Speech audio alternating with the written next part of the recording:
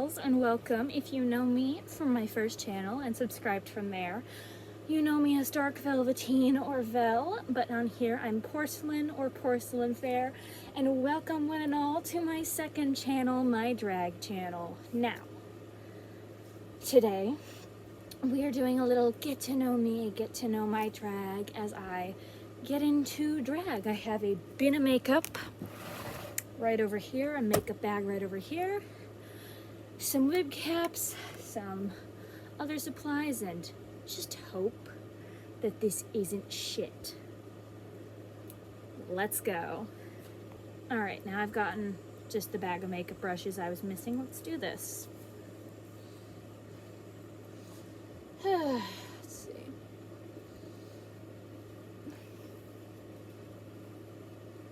Pull the hair out of the way and we can begin. So I don't remember the entirety of how I got into drag, but I think it's a good place to start there. So for those of you who don't know, I am gender non-conforming. I don't know exactly what gender identity I am. Like, some people are like, are you like non-binary, this, that? I don't fucking know. Like, I legitimately do not know. All I know is that my birth gender didn't feel right. So as my friends and I have the inside joke, I am gender fuck because I looked at gender, I looked at all the options, and I said, fuck. So there's the backstory. And I got into drag through, like, I don't know, social media mainly. Because I got recommended some drag queens and their social medias, and I'm like, oh, that's cool. And I remembered RuPaul's Drag Race existed. I watched a little of that. But I was also just interacting with, like, drag artists, like, watching their content before then, and I'm like, huh, that looks really fun. And my brain, as a really oddly, specifically creative person, went, I wonder if I could do that.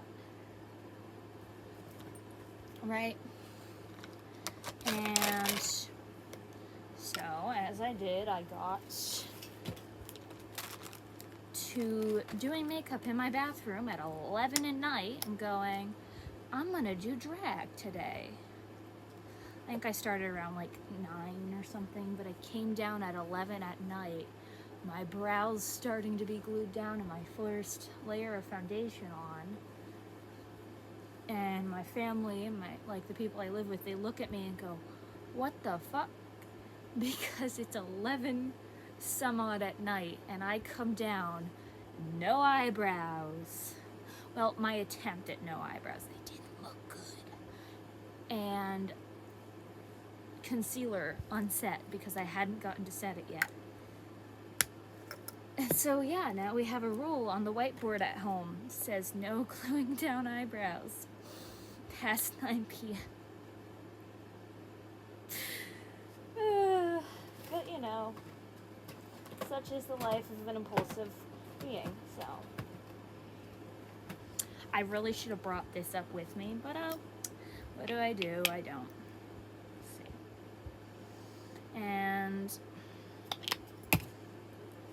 so I started getting into drag from there, and I started like practicing drag makeup, and then partway through practicing drag makeup, my health got really bad and I had to be downstairs more often, so I was staying in a different room of the house that was technically someone else's, like office slash craft room slash work room thing, right?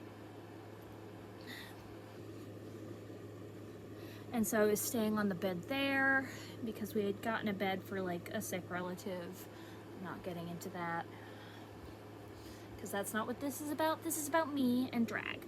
Anyways, so I'm staying down there. I'm getting on calls with my friends from another state that I know from living back there, and I'll be like, hey, how does this color look? How does that look? And a lot of drag queens, like, they'll either have drag for a reason or an inspiration or both. I always liked the not quite normal things growing up, so like horror. I really loved Tim Burton as a kid, and I really still do love his work, even though I don't like him. I've learned to separate the artist from the art, so before you come after me like he's racist, I know. I do not like that. I do like the work he's done in things like The Corpse Bride and The Nightmare Before Christmas. I think it's fun storytelling. I don't approve of him, but I'm not getting into that here. I'm just clarifying before people dogpile me. And I always liked the creepy dolls you'd see in the back of the store, the stories about witches, the creepy tales they would tell kids, the original fairy tales with the fucked up endings. But you know, the original fairy tales were special. Then again, back then they didn't really regulate what they told little kids because they're like, it's fine. And you know, back then it was fine because kids were surrounded by fucked up stuff. So, I'm not saying that the way they grew up was fine either. Just saying, back then it was normal. Now it is not. And that is why we have Disney-fied stuff for children now. Anyways, but growing up, I always liked that, hence some of how I dress and act and what I like. I've always liked horror. Like growing up when creepypasta was a thing, I'm like, oh, that's cool. And when Five Nights at Freddy's was a thing, I'm like, oh, that's cool because it's horror and I like horror. I also like unusual. I have like a lot of obsessions, but like I wanted to put some of me and what I liked into my drag, and I'm like, okay, what is a fun way to do that? And it took me a while to settle into what my real drag was. It took a lot of like test runs of like me doing random stuff while on call with a friend and just hating it, right? And after long enough, I'm like, okay, that's not working. It was cute, it didn't work.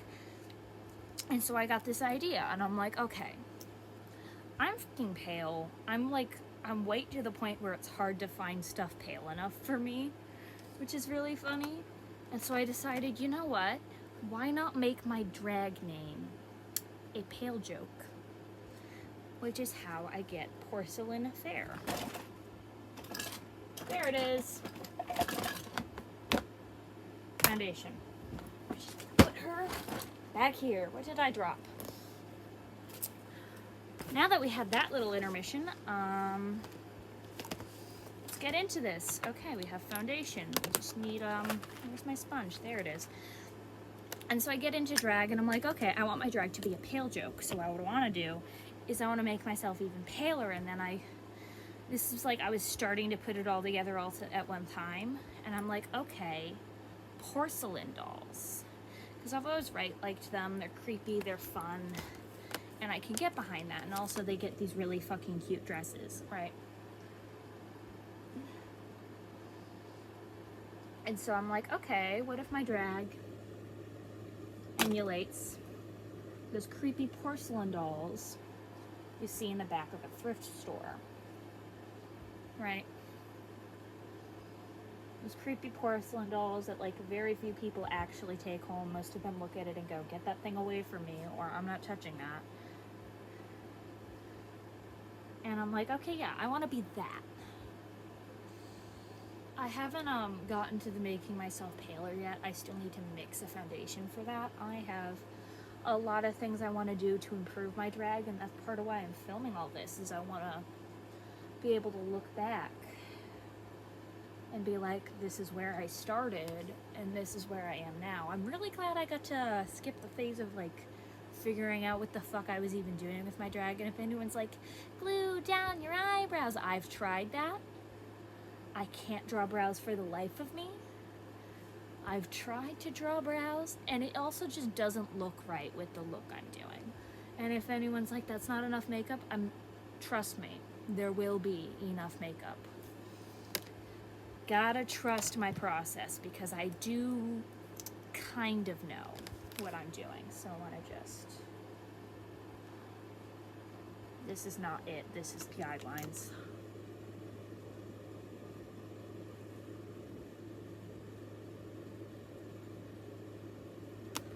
This one's almost empty. Need to get more or find the other one. Swoop. Swoop. another one of this. This is not gonna work.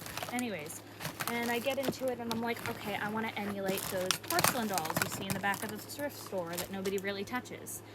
And I'm like, okay, that's gonna look cool. I need to find a way to make it drag. And I really like the overdrawn eyes because, one, I've seen it a lot in the Tim Burton makeup styles. In those, like, doing what I would look like in Tim Burton, or if this character was Tim Burton, right? Back when that was a makeup trend, I'm like, oh, I want to try that. And I'm like, okay, I kind of like it. And so I modified it a little, and I found a way to implement it in my drag. And so my drag style started to develop from there. And that's when I started, and before then I had started like designing outfits and dresses because I really wanted to sew stuff for cosplay. I think it started when I wanted to do pastel goth a lot and implemented some was trying to implement pastel goth clothing designs into my fashion. Or back when I wanted to like do some fashion designing off of what I found for fabric at my house, right? And so I started learning to design. My lovely, lovely mom taught me some of what she knows from dress working because she sews, she knits, she's amazing. And okay, so I went, okay, I want to start making dresses. And this is a little all out of order, by the way, but that's fine. And so I started making dresses, and after that, I'm like, I can design dresses to do drag in. And I'm like, this is awesome. I'm gonna do this. And so I did. I started designing. I started figuring out what I wanted to do in drag, and I found myself coming back to one main thing: historic fashion. Right? And so I have a bunch of drawings of drag designs I want to do, and one of them's Rococo. One of them's just a very simple frilly dress. One of them's like a more vampiric dress, and they all have like those really short skirts, the puffy, the skirt shapes, everything. And I really want to do some drag based around historic fashion. I'm also going to do modern fashion, of course, but fuck. Breathed in. Setting powder. Ow. And so I was really inspired. If any of you are makeup specialists, please don't yell at me. I know I'm probably doing it wrong. If you have any genuine advice like, hey, you can do this and you can do that, I am very open to that, but it's, don't do that, don't do that. I do not need that right now. Probably gonna cut some of this down because we're already at an insane amount of time. Anyways, that's showing all of the work behind how I look in drag. And now I want to get into why I do drag. I started drag after I started questioning my gender identity. And after I started feeling uncomfortable with being referred to as feminine. All right, I'm back. Anyways, and so I saw these drag queens like dressing up as gorgeous fucking women and doing this amazing makeup and having so much fun with this art. And it started to click for me. I'm not comfortable with the female gender in reality, but if it's performative and drag, it's not that bad for me. This is my personal experience, of course. I'm not saying anyone else should just do drag if you don't like it. That's not what I'm gonna go after. That is just stupid shit. But like, when I realized I feel a lot more comfortable with my femininity in drag. I still dress feminine, I still wear makeup, because makeup is fun. I get to draw on my face, and growing up, that's not something you're told you're supposed to do. So, I know that it's probably like the stupidest reason to like makeup, but it's fun and I'm not wrong.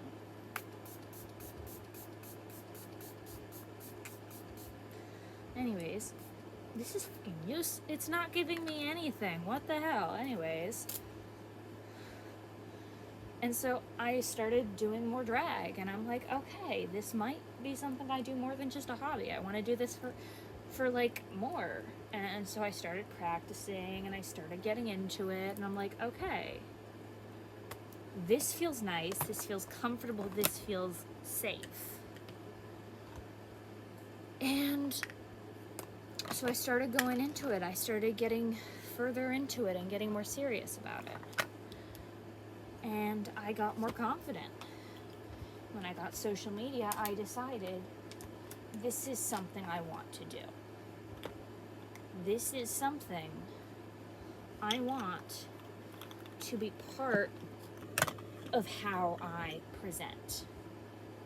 This is something I want to be really big about. I know some people do drag and it's their whole career, and I wish I could do that, but I don't think I would have like the ability to do acts for that, unfortunately, as sad as it is. I keep trying to choreograph, but I am not quite getting there yet. I might be able to do it when I'm older, of course. This is not going on today. What the heck? There we go. It's a little more pigment. And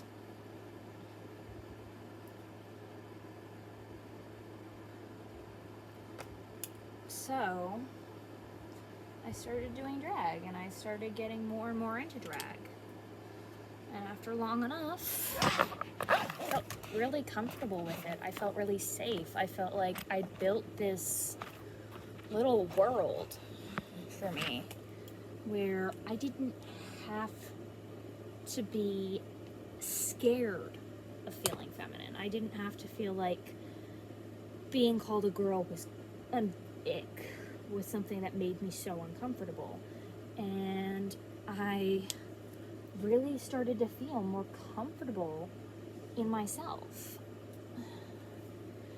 And so I started doing that, and it also helped me heal a bit of my younger side, because I got to appeal to this creepy and peculiar side that I only really felt, that I always felt really alienated over when I was younger. It was like, oh, that's the weird girl.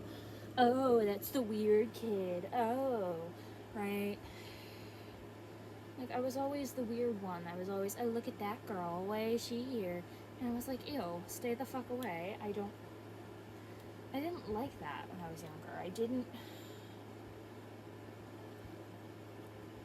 like that people hated me for liking what I liked. And now I'm older, and I found people who love what I love, and I've found a way to express what I love by doing drag. And for me, that's everything. And so now here I am. Ah, fuck, I forgot to contour. It's fine, I'll just do a second layer of blush. And here I am doing drag, and I'm really happy.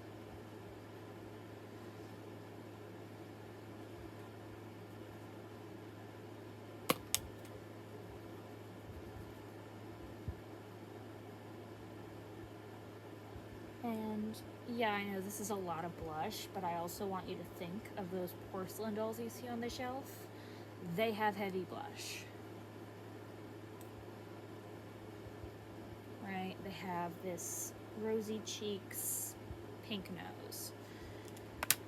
And so I loved this, and it's something I'm going to keep loving, and I really just feel comfortable in it.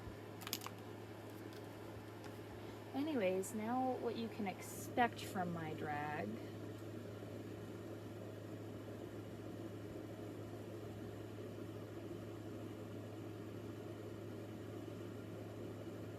Sorry, this takes focus. Anyways, as I was saying, what you can expect from my drag. I'm gonna try and sew some like semi-historical looks where it's like the Rococo dress I was talking about, or that more vampiric dress I was talking about. I'm trying to learn how to style wigs. I'm trying to learn how to sew more, sew more dresses and to make acrylics. I don't want to have to put money in to have someone design and do it for me. I really don't want to have to, because it feels just like if I can learn to do it and I'm already a creative enough person, I feel like it would be more gratifying to do it myself and more rewarding to do it myself. Ooh, wow. Shoot, that was... Get a cotton pad, that was... Oh, wow.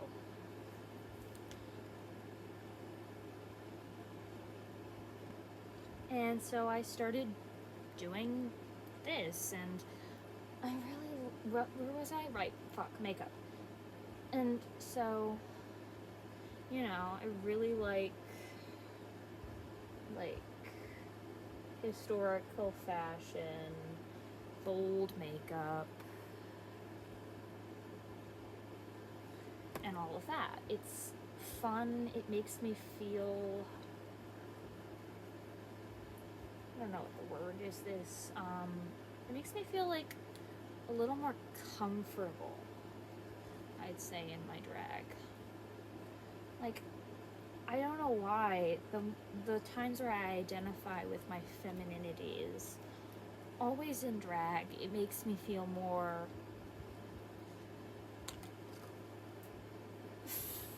It makes me feel like... safe being perceived this way. It makes me feel like I don't have to be perceived as, oh, it's just this weird girl. I feel like I get to choose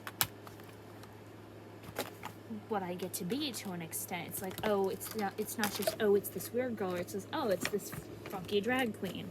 And for me, that's somehow better. It's a safe space.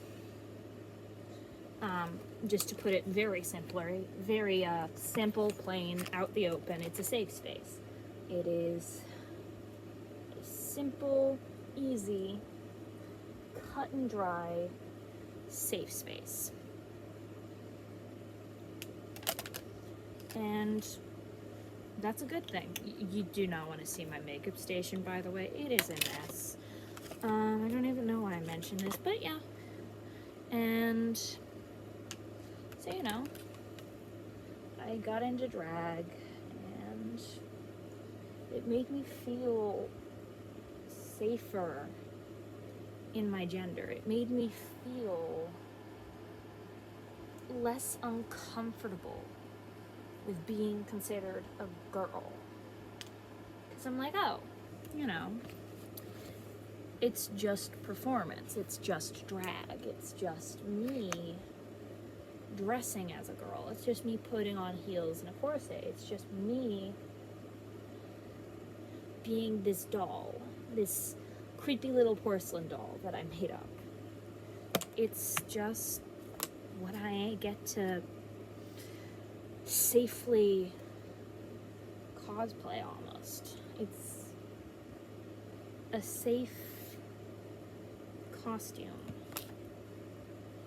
that I feel just comfortable in.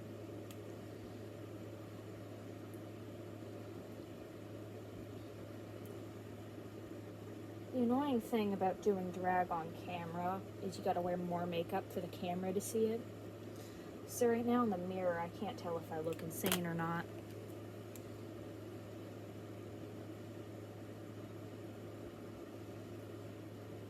I feel like on camera I look cute. In the mirror, I cannot tell. Anyways, But yeah, after long enough, I feel just more comfortable this way. Okay, I found the makeup I needed. It was in another bag. Dang it, where'd I put the setting spray?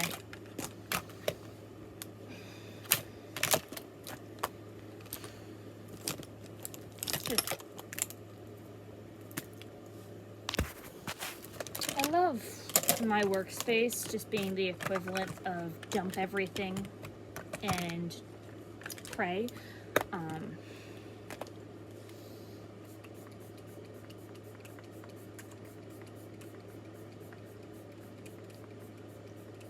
Like, this is the least setting spray ever. This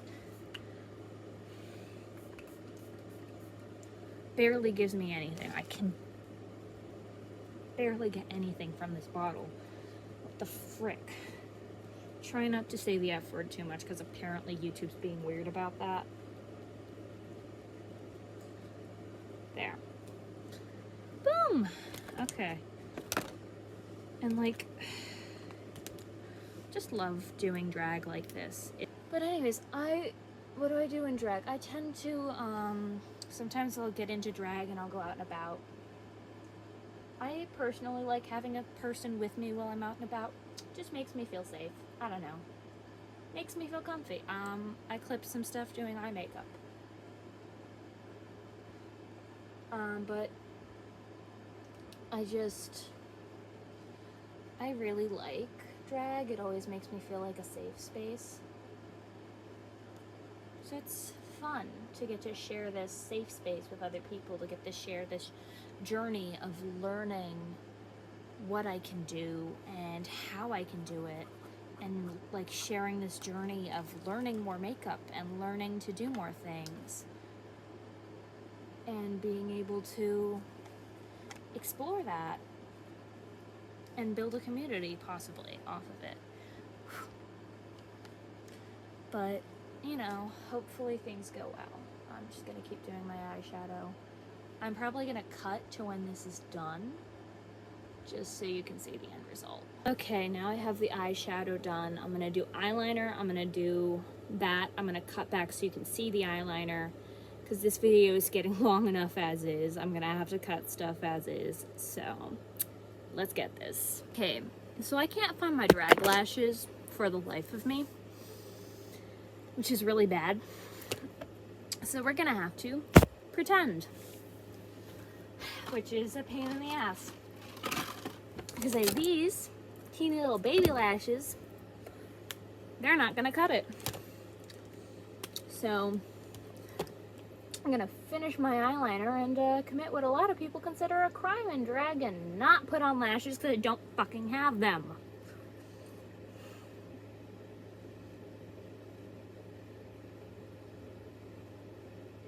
This is gonna be a great look too.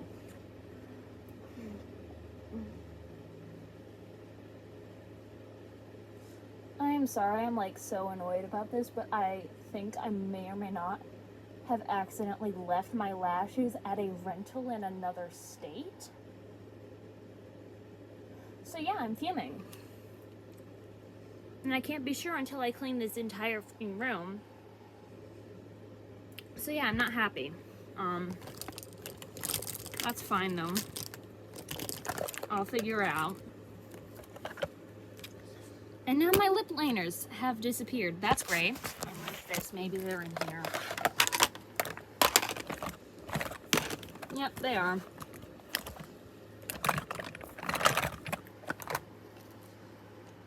Anyways, as I was saying, I'm kind of annoyed about that. The fact that I could have potentially lost a lot of money worth of lashes kind of pisses me off.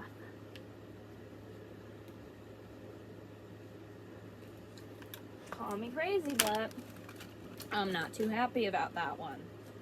But, you know, this just makes my experience very much real, so, you know, it's not scripted BS, but I think that was clear enough from me, like, forgetting what I was talking about 100 times. Minimum. Because My attention span is not all the way there.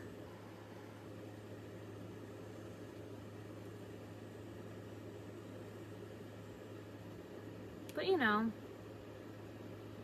I'm so sorry it took so long for me to start posting on here too. Because I had no idea what to film. Well, I had an idea, and then my phone got broken, and so I lost like a day's worth of footage because it didn't get restored. And so then I lost motivation, and then I kept not filming in drag because either A, couldn't film where I was going, or B, didn't have the energy to film where I was going. And so I finally decided, you know what, enough's enough. And thought, okay, I'll do a quick, unscripted, get to know me, get into drag video. It'll get content out, and I can actually get something done. I don't have an uploading schedule or anything, so I cannot guarantee regular content quite yet. But if you would like to come along on my drag makeup journey, please ask you, maybe subscribe, like this video, share it with people you know. If you don't have anyone to share it with, share it with, I don't know, a random stranger on the internet. If you don't want to share it, you don't have to, but if you could, it would be greatly appreciated.